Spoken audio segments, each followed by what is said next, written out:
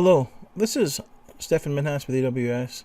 This is part 4A of our video series about modernizing applications on AWS. In this video series, our customer Acme Financial Data Services has been going through a process of moving their application from a legacy monolith on-premise to a modern architecture in AWS.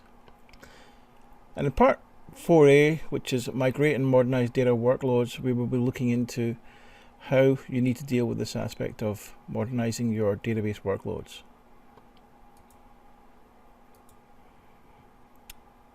Before diving into this video, I recommend reviewing an earlier video in the modernization series where we covered in video 3 serverless and container best practices.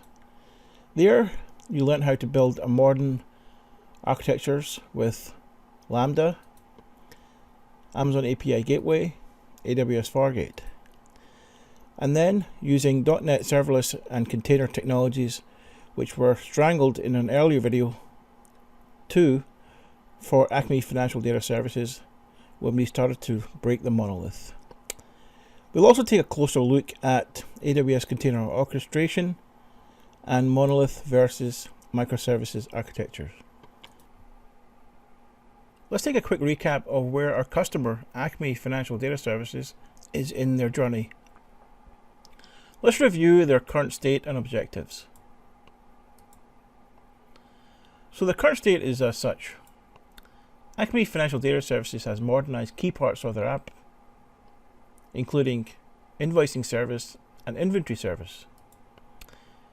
AFDS have successfully ported part of the application also to .NET Core, namely these services.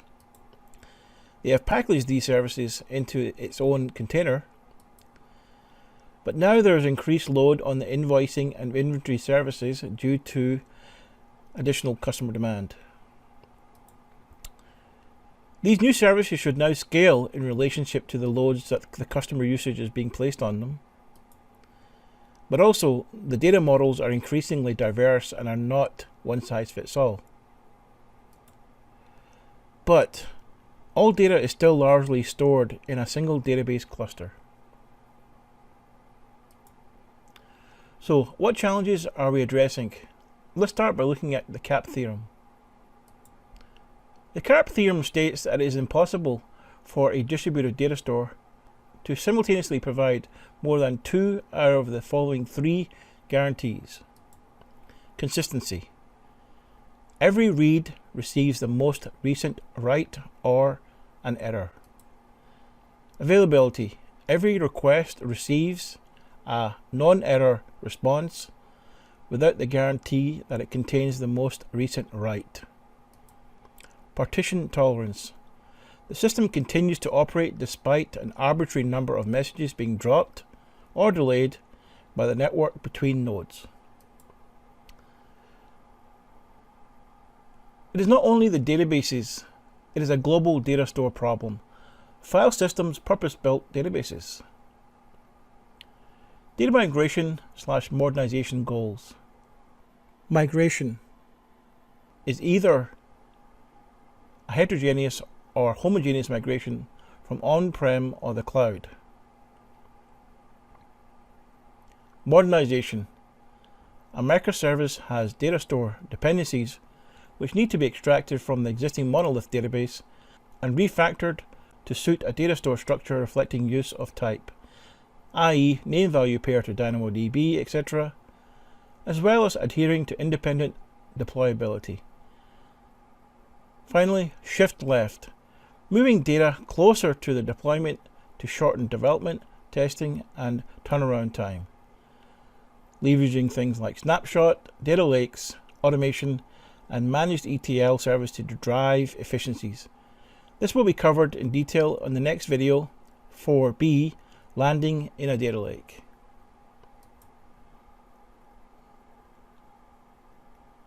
Now let's think about migration versus modernization of database workloads. In summary, database migration. When you think about migration versus modernization, there are a number of AWS tools to help you guide you in that process.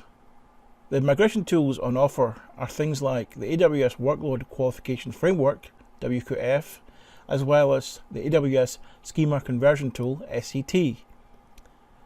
It is these tools that can help you with your migration modernization assessment. It is these tools that can help you with your heterogeneous migration assessment before you actually make the move. And tools like SCT and WQF can provide you with results to help you understand the challenges that you may face and the compatibility levels associated with doing a heterogeneous migration. It also provides you with a mass migration assessment framework, which can then allow you to understand your landscape on a larger scale and the challenges that you might face and plan over, say, example, a 3 to 6 1-year migration effort. Homogeneous migration assessment. Homogeneous right sizing. This is where you might have database servers on-prem which might be sitting in missized or not the ideal size server for the database instances or servers that is running on, and this is an opportunity to right size. And there are a number of schools of thought that can help you in right sizing as you move to AWS, and further tuning that you can do once you're on AWS with the flexibility that AWS provides. Another area is managing your SQL Service license usage with AWS License Manager. Say, for example, if you're not using all the features of an enterprise license, you can consider moving to a standard license. Other things you can think about are license optimization with optimized CPUs. Migration offerings are things like the AWS Migration Database. Migration offerings such as the AWS Database Migration Service. Do you move to an AWS EC2 virtual machine, or do you move to RDS, which is our managed database offering? Let's now start looking at database modernization fundamentals. Now is a good time to start thinking about the fact that SQL Server is effectively a monolith. Splitting a database apart is a far from simple endeavor. We need to consider issues of data synchronization during transition, logical versus physical schema decomposition, transactional integrity, joins, latency, and more. Before we start splitting these things apart, though, we should look at the challenges and coping patterns for managing a single shared database. Database patterns for microservices architecture. Database modernization. This effort is about decoupling microservice-dependent data structures and data from the existing databases and evaluating the possibility of removing the dependency on SQL Server databases and performing a heterogeneous evaluation and database migration. Shared databases. For microservices, we will think about read-only consumers, addressing direct database access consumers, and also database as a service interfaces, which provide a read-only database API. Moving on to splitting the database, we will look at the pattern database as a service, as well as the Saga pattern, where you need to think about transactions which need to span multiple services. Let's look at this from a visual perspective. For shared databases, we will think about the patterns for read-only consumers, addressing direct database access consumers, and database as a service interface APIs for a shared database where you will not be splitting it. From there, we will then look at splitting the database and patterns which service that pattern. Things like database per service and the Saga pattern, which allows you to think about transactions which need to span multiple services. Looking on the right, from low to high and dependency isolation. You get low dependency isolation with shared databases and high dependency isolation with splitting the database. Dependency isolation allows you to basically allow scaling, CI/CD benefits, among others, with microservices. Implementation of these patterns is easier for shared databases, but harder for splitting the database, but the rewards, as you can see with regard to dependency isolation, are higher when you split the database. Microservice database patterns are the shared database. Here we can see in the case of Acme Financial Data Services that we have the invoicing service and the inventory service in a container called via inventory APIs and invoicing APIs in through to the OneVision database into the invoice table and inventory table respectively. This is the shared database model. Of all the database patterns, this is the easiest to adapt as it is most likely your existing data pattern store. But the drawbacks of this pattern are development time coupling. A developer working on, for example, the inventory service will need to coordinate with schema changes with the developers of the other services that access the same tables. This coupling and additional coordination will slow down development and release times. Runtime coupling. Because all services access the same database, they can potentially interfere with one another. For example, if long-running inventory service transactions hold a lock on the invoicing table, then the inventory service will be blocked. Furthermore, another issue is that it becomes unclear as to who controls the data, where the business logic that manipulates the data. Is it now spread across the services? That in turn implies a lack of cohesion of business logic. The direct sharing of database is appropriate for a microservice architecture in only two situations. The first is when considering read-only static reference data. The other place where I think multiple services directly access the same database can be appropriate is when a service is directly exposing a database as a predefined endpoint that is designed and managed in order to handle multiple consumers.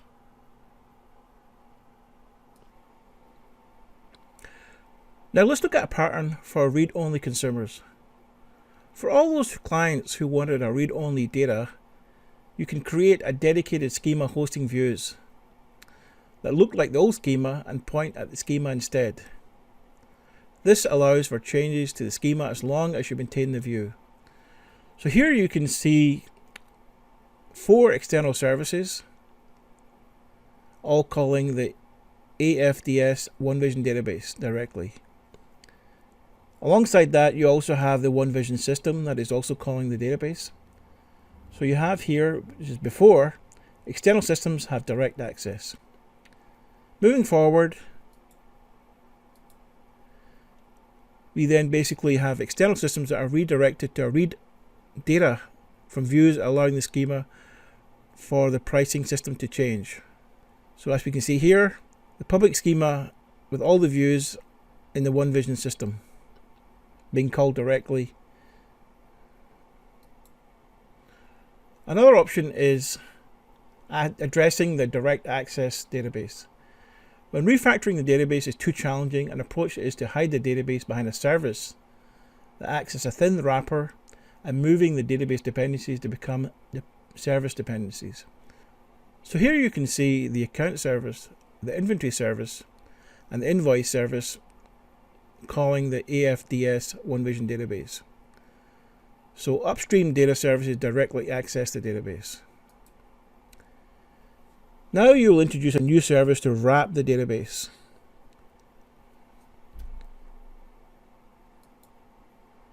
You will then reroute direct calls to the OneVision service instead of the OneVision database.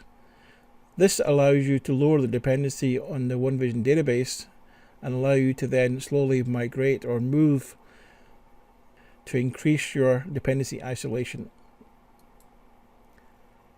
The next pattern we will look at is a database as a service interface, also feeding the read-only database API. Here you will create a dedicated database designed to be exposed as a read-only endpoint and have this database populated when the data in the underlying database changes. A service could expose a stream of events as one endpoint and a synchronization API as another endpoint.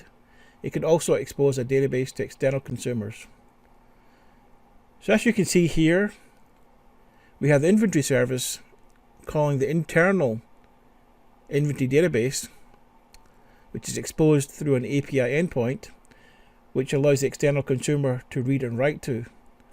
We also have a mapping engine, which is basically allows you to take changes in the internal database and works out what changes need to be made to the external database. The external database being as an endpoint, which only allows reads. So changes which are made into the internal database are simultaneously or in real time using the mapping engine updated in the external database as an endpoint for read-only consumers. Now let's look at implementing a mapping engine. The best approach to create a mapping engine is to listen to events fired from the service in question and use that to update the external database. AWS Glue provides a set of built-in transforms that allow you to use to process the data. You can use these transforms from your ETL script. Your data passes from transform to transform in a data structure called dynamic frame. A dynamic frame contains your data, and you reference a schema to process your data. So from internal inventory database using the mapping engine to an external DB as an endpoint for read-only consumers. Now let's look at the next database pattern where we will splitting the database. When you have this option, you should do it, but it is very scary stuff. Splitting the database. So far, we've not really tackled the underlying problem. We've just put a variety of different boundaries on a big shared database. Before we start considering the tricky task of pulling data out of the giant monolith database, we need to consider where the data in question should actually live. As you split services out from the monolith, some of the data should go with the new service and some of it should stay with the monolithic database. If we embrace the idea of a microservice encapsulating the logic associated with one or more aggregates, we also need to move the management of their state and associated data into the microservice's own schema. On the other hand, if our new microservice needs to interact with an aggregate that is still owned by the monolith, we need to expose this capability via a well-defined interface. Let's look at these two options now.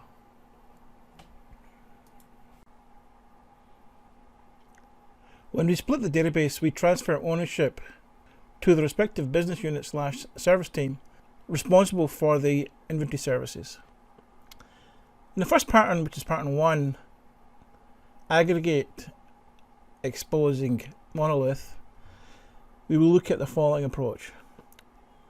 The new invoicing service needs to access the data that isn't directly related to managing invoicing. It also needs information on inventory to process order workflows. This data is currently all inside the monolithic database. By exposing information about our inventory via the service endpoint, it could be an API or stream of events on the monolith itself, we make explicit what information the invoicing service needs. So as you can see here, the invoicing service is calling on the monolith and the in turn inventory state code within the monolith via the new inventory API, and the inventory API calls directly onto the inventory data sitting inside of the monolithic DB.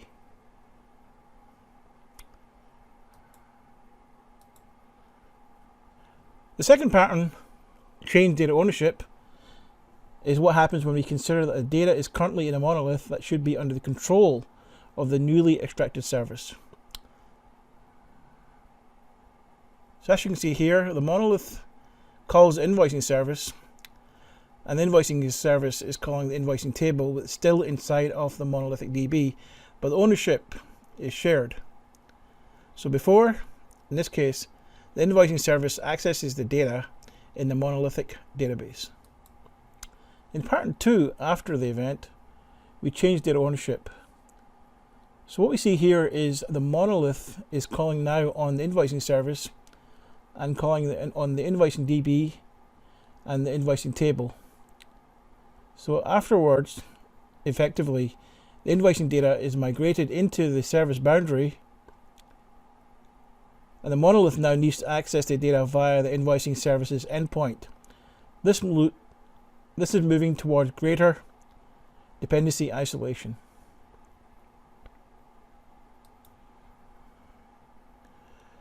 So, splitting the database, transferring ownership pattern. Change data ownership. Here we move our invoice related data out of the monolith and into the new invoice, as this is where the life cycle of the data should be managed. When we need to change a monolith to treat the invoice service as a source of truth for the invoice related data, and change it such that it is called out to the invoice service endpoint to read the data or request changes. The above can be a complex problem, however. We may need to have to consider the impact of breaking foreign key restraints and breaking transactional boundaries and much more. The next pattern in case of splitting the database is the database per service. In this case, each microservice's persistent data is private to that service and accessible only via its API. A service's transaction only involves its database. The service's database is effectively part of the implementation of that service. It cannot be accessed directly by other services, much like we saw in the earlier slide. So as you can see here, for the invoicing service, which is accessed via the invoicing API only, there is a dedicated invoice database, and within the invoice database there is invoice table, among perhaps some others dedicated to invoicing. And then on the right we have the inventory service, called only by its inventory API, and in turn calling the inventory database with its dedicated inventory table. This was as a result of splitting these two tables out and any related tables into the dedicated databases, away from the monolithic database.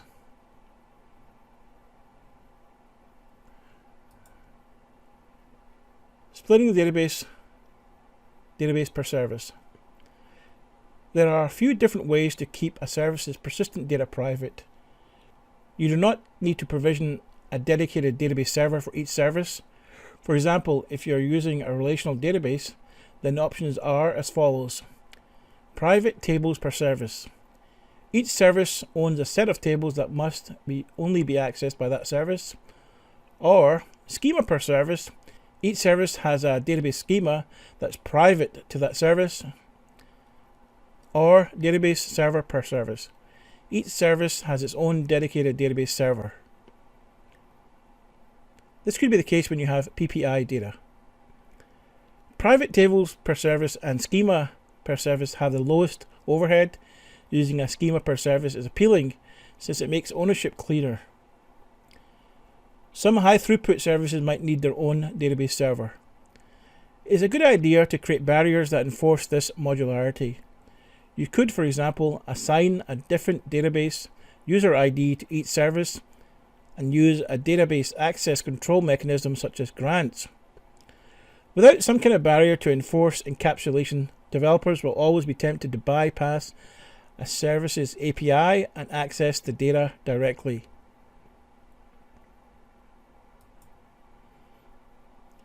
So to recap, in the case of splitting the database and database per service, in the case of the services we are considering refactoring to microservices, invoicing and inventory, we need to keep each microservice's data persistent and private to that service and make sure it is only accessible via its API. A service's transaction will only involve its database.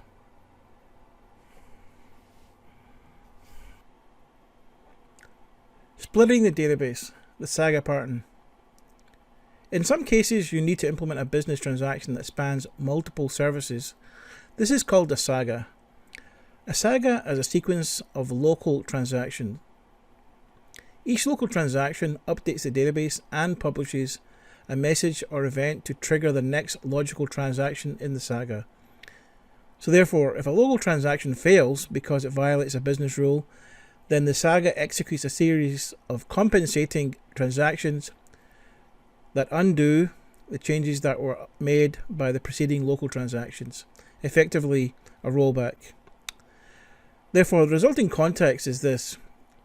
This pattern has the following benefits. It enables an application to maintain consistency in terms of data. It enables an application to maintain data consistency across multiple services without using distributed transactions. This option has the following drawbacks. The programming model is more complex. For example, a developer must design compensating transactions that explicitly undo changes made earlier in the saga.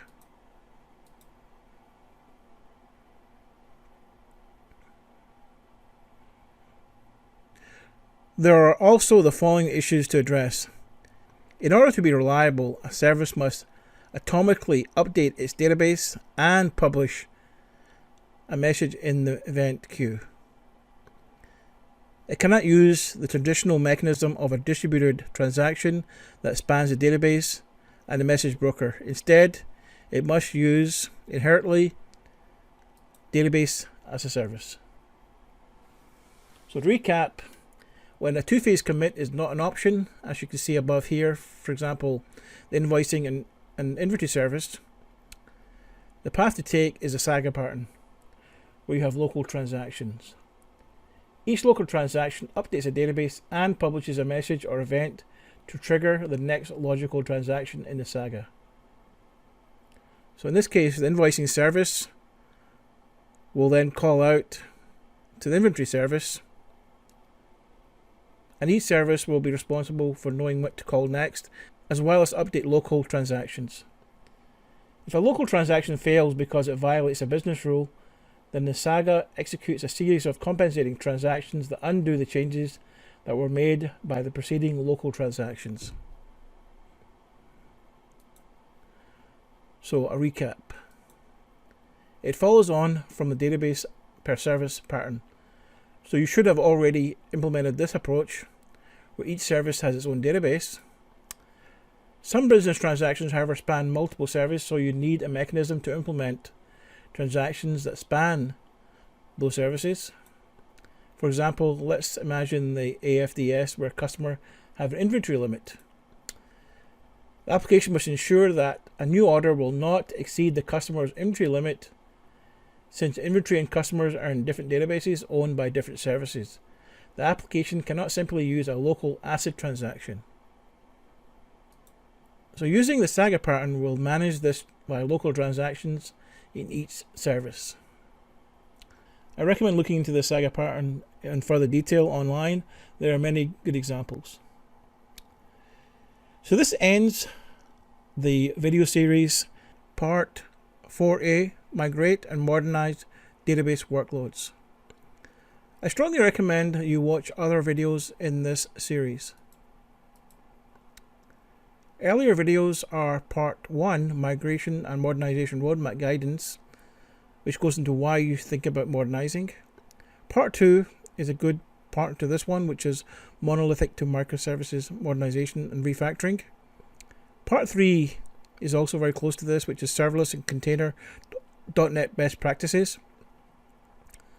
Learn how to build modern architectures with AWS Lambda, Amazon API Gateway, and AWS Fargate. The next video in this series is part 4B, Landing in a Data Lake. Here you will go into the details of what it takes to create a data lake and much more. Another area of interest is part 5, Modernizing DevOps for serverless container pipelines. I hope you enjoyed this video series and you learn from it as you apply these practices in your own environments. So the next video in this is continued in part 4B, Landing in a Data Lake. Thank you so much.